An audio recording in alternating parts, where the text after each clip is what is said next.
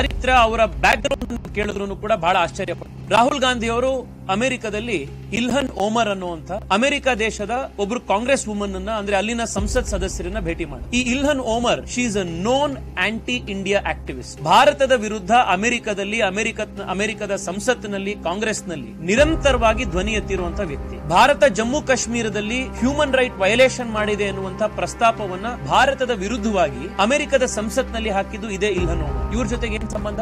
ಯಾಕೆ ಅವ್ರನ್ನ ಭೇಟಿ ಮಾಡಬೇಕು? ಭಾರತೀಯ ಪ್ರಜೆಗಳಿಗೆ ಫಾಸ್ಟ್ ಟ್ರ್ಯಾಕ್ ಅಲ್ಲಿ ಗ್ರೀನ್ ಕಾರ್ಡ್ ಕೊಡಬೇಕು, ಸಿಟಿಸನ್ಶಿಪ್ ಕೊಡಬೇಕು ಅನ್ನುವಂತ ಇದ್ದಂತ ಪ್ರಪೋಸಲ್ ಅಮೆರಿಕದ ಕಾಂಗ್ರೆಸ್ ನಲ್ಲಿ ವಿರೋಧ ಮಾಡಿದ್ದು ಇದೇ ಇಲ್ಹನ್ ಓಮರ್. ಈ ಇಲ್ಹನ್ ಓಮರ್ ನ ಅಮೆರಿಕದಲ್ಲಿ ಭೇಟಿ ಮಾಡಿ ಅವ್ರ ಜೊತೆ ಕಾರ್ಯಕ್ರಮದಲ್ಲಿ ವೇದಿಕೆ ಹಂಚಿಕೊಂಡು ರಾಹುಲ್ ಗಾಂಧಿ ಹೇಳದಂತ ಮಾತುಗಳಿಗೆ, ರಾಹುಲ್ ಗಾಂಧಿಯ ವಿಚಾರಗಳಿಗೆ ಇಲ್ಹನ್ ಓಮರ್ ಸರಿ ಹೇಳಿದ್ರು ರಾಹುಲ್ ಗಾಂಧಿ ಅಂತ ಹೇಳಿ ಸಮ್ಮತಿ ವ್ಯಕ್ತಪಡಿಸ್ತಾರೆ ಅಂತಂದ್ರೆ ಇದಕ್ಕಿಂತ ಒಬ್ಬ ವಿರೋಧ ಪಕ್ಷದ ನಾಯಕನ ನಡವಳಿಕೆ ಇದಕ್ಕಿಂತ ಅಸಹ್ಯ ಹುಟ್ಟಿಸೋದಕ್ಕೆ ಸಾಧ್ಯ ಇಲ್ಲ. ಅದಕ್ಕೆ I keep saying India's enemies are today Rahul Gandhi's friends. ಇನ್ನು ರಾಹುಲ್ ಗಾಂಧಿ ಬಾಂಗ್ಲಾದೇಶದ ಒಬ್ರು ಜರ್ನಲಿಸ್ಟ್ ಮುಷ್ಫಿಕರ್ ರೆಹಮಾನ್ ಅನ್ನುವಂತ ಅವರನ್ನ ರಾಹುಲ್ ಗಾಂಧಿ ಭೇಟಿ ಮಾಡಿ. ರಾಹುಲ್ ಗಾಂಧಿಯ ಈ ಎರಡನೇ ಮೀಟಿಂಗ್ ಮುಷ್ಫಿಕ್ ಅಲ್ ಫಜಲ್ ಅನ್ನುವಂತ ಬಾಂಗ್ಲಾದೇಶದಲ್ಲಿ ಜಾರ್ಜ್ ಸೊರೋಸ್ ನ ಏಜೆಂಟ್ ನಂತೆ ಕೆಲಸ ಮಾಡ್ತಾ ಇರುವಂತ ಈ ವ್ಯಕ್ತಿ ಬಾಂಗ್ಲಾದೇಶದ ಯುವಕರಿಗೆ ಭಾರತದ ವಿರುದ್ಧ ಧ್ವನಿ ಎತ್ತುವಂತ, ಭಾರತದ ವಿರುದ್ಧ ಅವರು ಸೆಂಟಿಮೆಂಟ್ ಬರುವಂತ ರೀತಿಯಲ್ಲಿ ಕೆಲಸ ಮಾಡಿರುವಂತ ಜರ್ನಲಿಸ್ಟ್. ದೆಹಲಿಯಲ್ಲಿ ಶಾಹೀನ್ ಬಾಗ್ ಪ್ರೊಟೆಸ್ಟ್ ಗಳು ನಡೆದಾಗ ಭಾರತ ಸರ್ಕಾರ ಶಾಹೀನ್ ಬಾಗ್ ಪ್ರೊಟೆಸ್ಟ್ ನಲ್ಲಿ ಕೂತಿರುವಂತಹ ಮಹಿಳೆಯರ ಮೇಲೆ ದೌರ್ಜನ್ಯ ಮಾಡ್ತಾ ಇದೆ ಅನ್ನುವಂತ ಸುಳ್ಳನ್ನ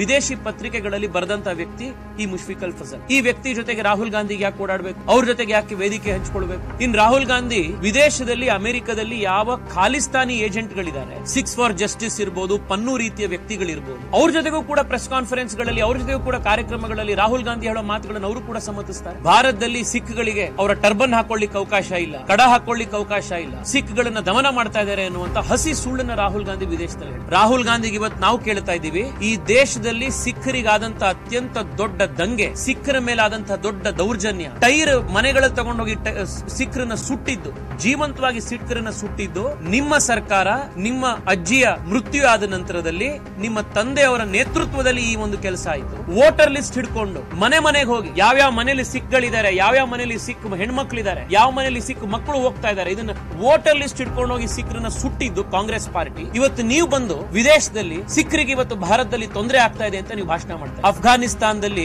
ತಾಲಿಬಾನಿ ಟೆರರಿಸ್ಟ್ ಗಳ ಮಧ್ಯದಲ್ಲಿ ಗುರು ಗ್ರಂಥ್ ಸಾಹಿಬ್ ಮತ್ತೆ ಅಲ್ಲಿನ ಗುರುದ್ವಾರಗಳು ಧ್ವಂಸ ಆಗುವಂತ ಸಂದರ್ಭದಲ್ಲಿ ಭಾರತದ ಸಚಿವರುಗಳನ್ನ ಕಳಿಸಿ ಅಲ್ಲಿಂದ ಗುರು ಗ್ರಂಥ್ ಸಾಹಿಬ್ನ ಭಾರತಕ್ಕೆ ಸುರಕ್ಷಿತವಾಗಿ ತೆಗೆದುಕೊಂಡು ಬಂದಿ ನರೇಂದ್ರ ಮೋದಿ ಸರ್ಕಾರ. ಹೋಗಿದ್ ಕಡೆ ಸುಳ್ಳನ್ನ ಹೇಳಿ, ಹೋಗಿದ್ ಕಡೆ ಭಾರತವನ್ನ ತೇಜೋವಧೆ ಮಾಡಿ, ಭಾರತದ ಬಗ್ಗೆ ಸುಳ್ಳು ಹೇಳಿ ತಮ್ಮ ರಾಜಕೀಯಕ್ಕೋಸ್ಕರ ಖಾಲಿಸ್ತಾನಿಗಳ ಜೊತೆಗೆ, ಪಾಕಿಸ್ತಾನಿಗಳ ಜೊತೆಗೆ, ಬಾಂಗ್ಲಾದೇಶಿಗಳ ಜೊತೆಗೆ ಸೇರ್ಕೊಂಡು ಚೈನಾ ದೇಶದ ಏಜೆಂಟ್ ನಂತೆ ವರ್ತಿಸ್ತಾ ಇರುವಂತಹ ರಾಹುಲ್ ಗಾಂಧಿಗೆ ಈ ದೇಶದ ವಿರೋಧ ಪಕ್ಷದ ನಾಯಕರಾಗುವಂತಹ ಆ ಹುದ್ದೆಯಲ್ಲಿ ಮುಂದುವರಿಯುವಂತಹ ಬೇಸಿಕ್ ನೈತಿಕತೆ ಕೂಡ ಇವತ್ತು ಉಳಿದಿಲ್ಲ.